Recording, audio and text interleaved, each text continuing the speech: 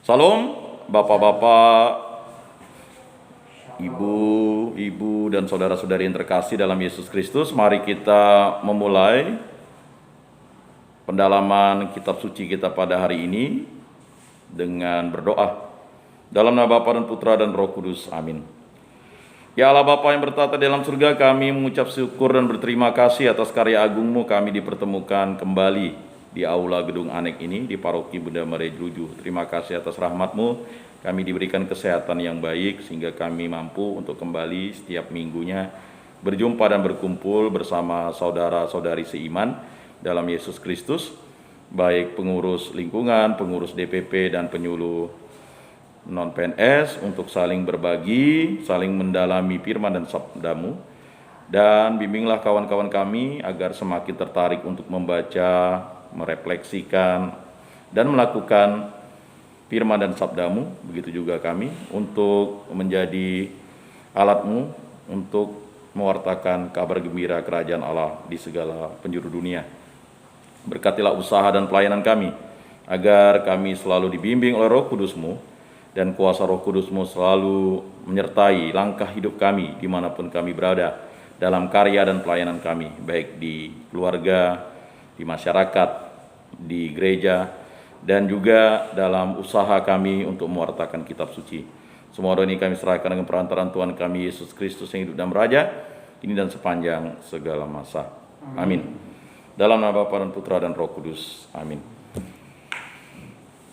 Bapak, Ibu, saudara-saudari yang terkasih, salam kasih, damai, dan sejahtera. Tuhan memberkati, menyertai, dan melindungi kita.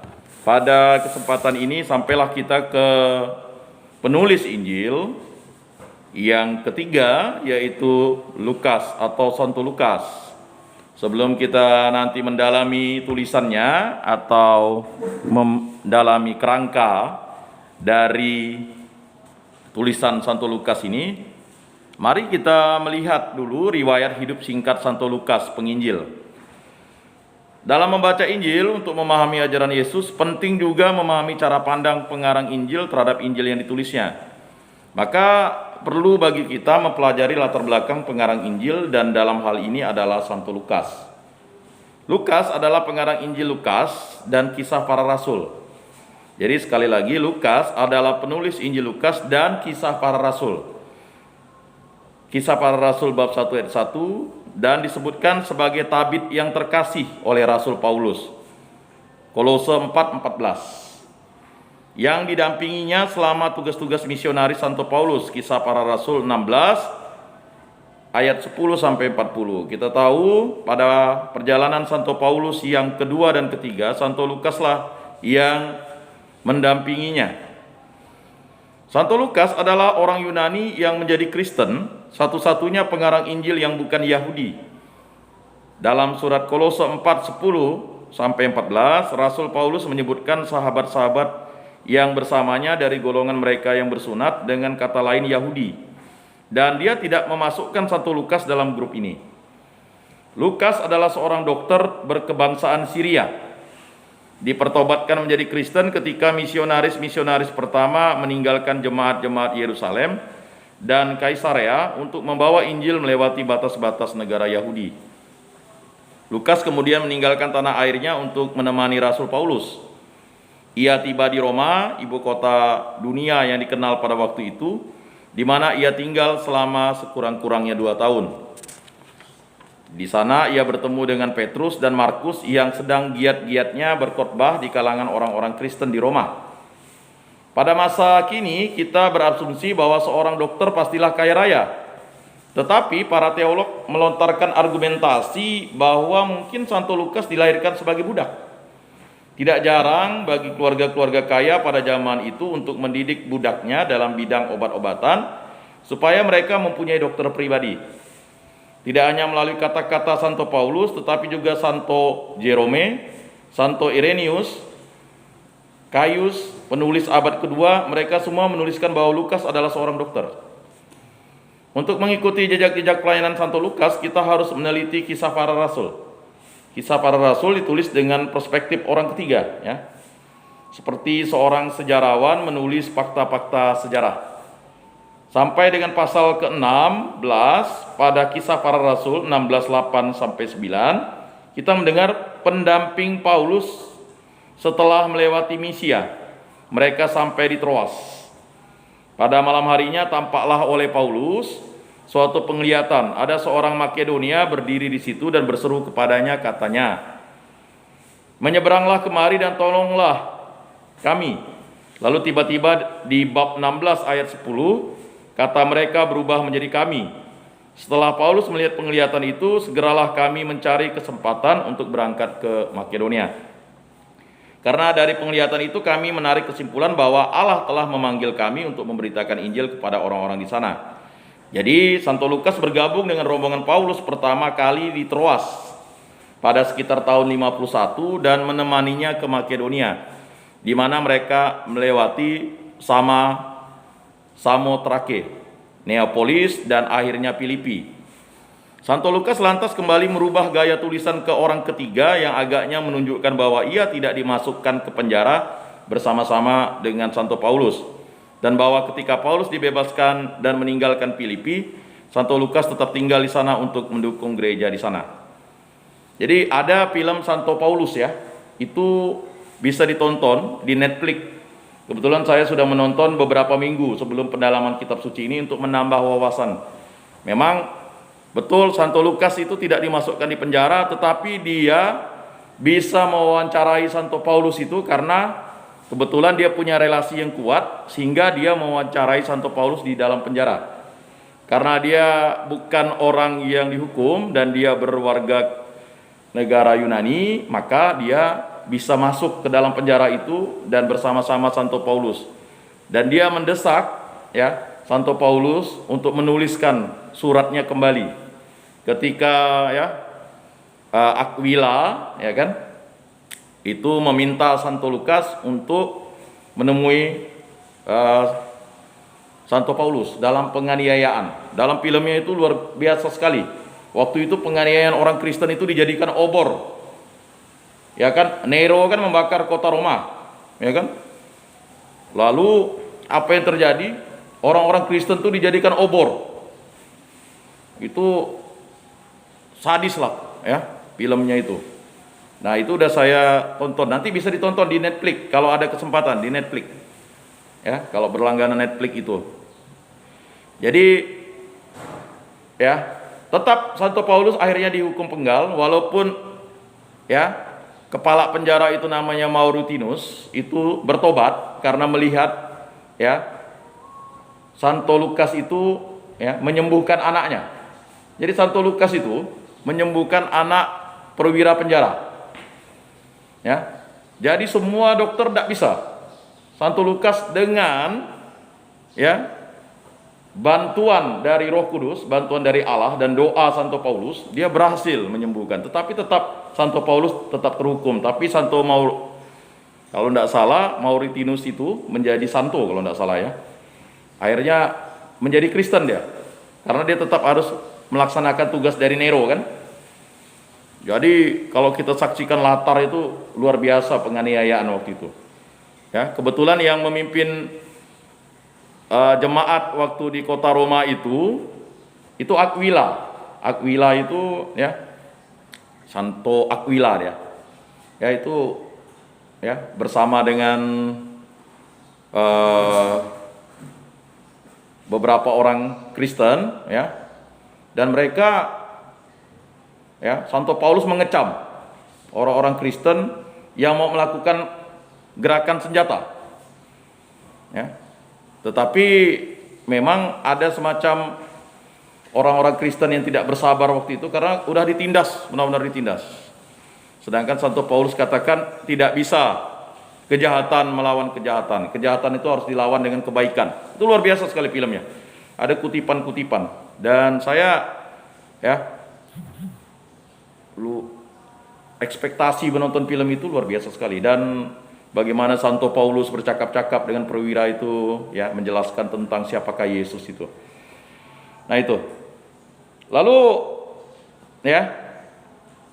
Jadi pada prinsipnya ya Santo Lukas bergabung dengan rombongan Paulus pertama kali di Troas pada sekitar tahun 51 dan menemaninya ke Makedonia, di mana mereka melewati Samotrake, Neapolis, dan akhirnya Filipi.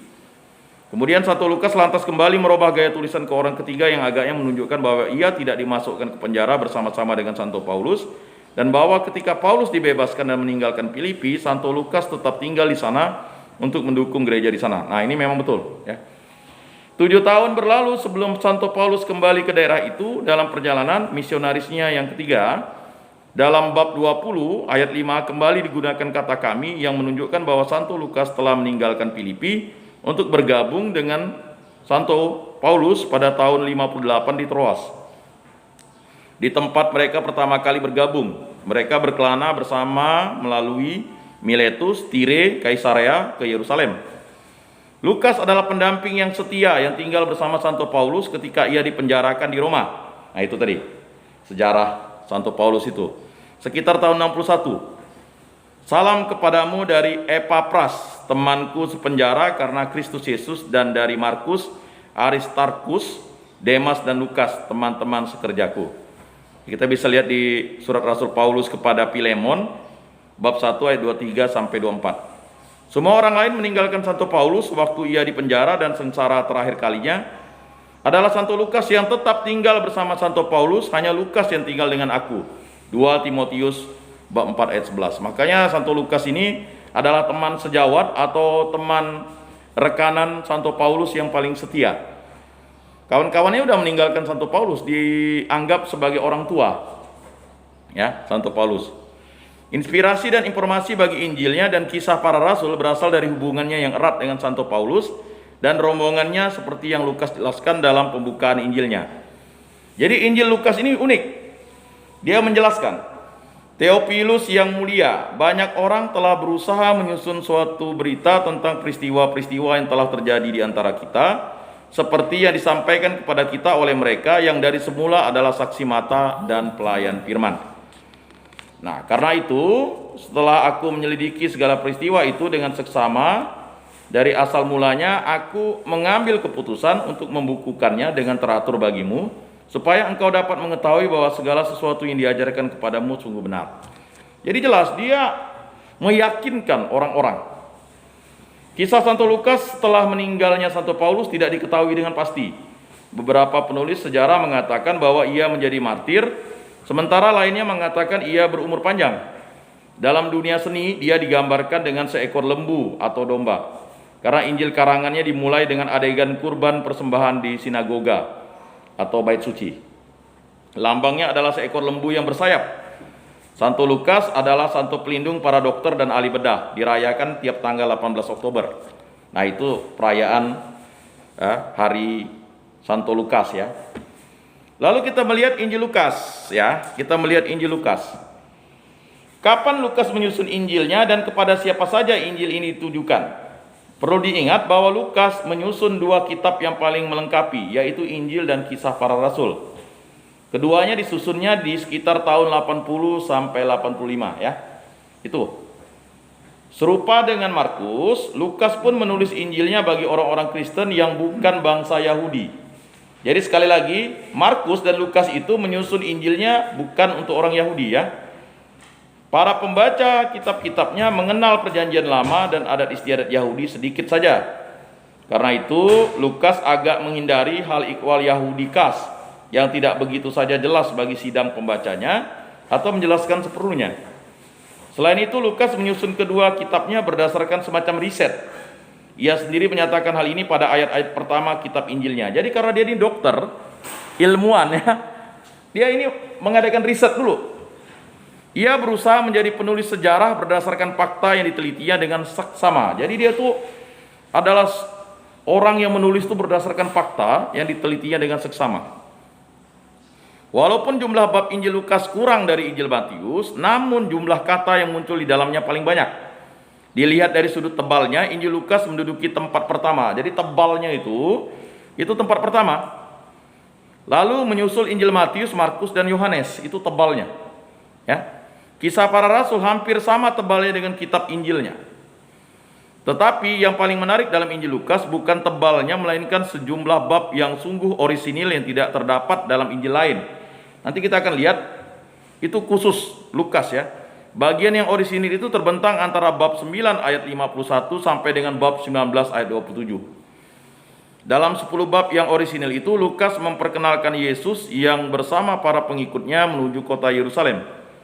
Para pembaca pelajaran ini tahu bahwa pada akhir karyanya, Yesus akhirnya pergi ke Yerusalem ya. Di situ ia ditangkap, diadili, lalu dijatuhi hukuman mati. Namun Lukas menceritakan perjalanan itu selama 10 bab. Isinya bukan hanya cerita tentang perjalanan Yesus, melainkan tentang berbagai hal yang penting dipahami oleh semua pengikut Yesus sepanjang masa. Justru dalam ke-10 bab tersebut, Lukas memperkenalkan sejumlah cerita, perumpamaan dan fakta yang tidak tercantum dalam Injil lain. Karena itu bagian tersebut patut diperhatikan secara khusus nantinya. Perspektif Santo Lukas yang unik akan Yesus bisa dilihat dalam 6 mujizat dan 18 perumpamaan yang tidak ditemui dalam Injil yang lain. Jadi ada 6 mujizat dan 18 perumpamaan yang tidak ditemukan dalam Injil lain.